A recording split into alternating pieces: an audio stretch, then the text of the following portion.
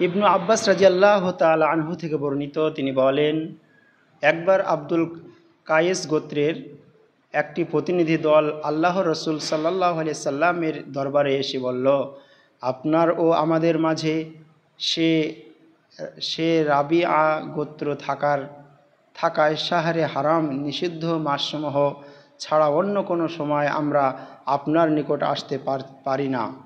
কাজেই আপনি আমাদের এমন কিছু নির্দেশ দিন যা আমরা নিজেরাও গ্রহণ করব এবং আমাদের যারা পিছনে রয়ে গেছে তাদের প্রতিও আহ্বান জানাবো।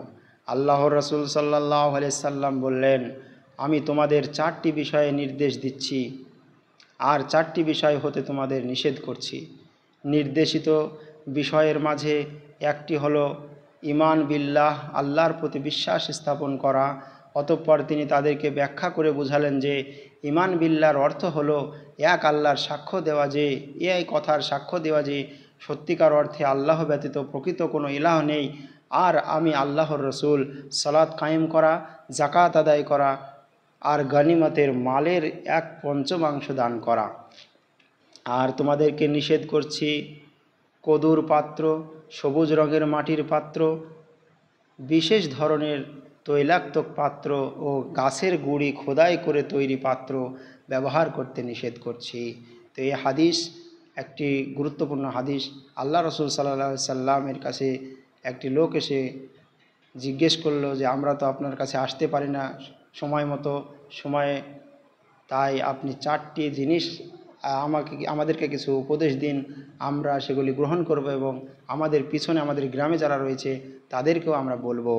তো আল্লাহ রসুল সাল্লাল্লাহু আলাইহি সাল্লাম কি বললেন যে ঈমান বিল্লাহ, আল্লাহর প্রতি ঈমান আনো, তারপরে সালাত কায়েম করা, যাকাত দেওয়া, আর গনিমতের মালের 1/5 দান করে দেওয়া।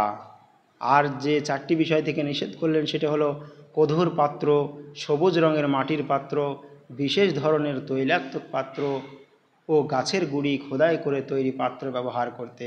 সেই বুখারী হাদিস নাম্বার 523, হাদিসের মান সহিহ হাদিস, সোর্স আল হাদিস অ্যাপ।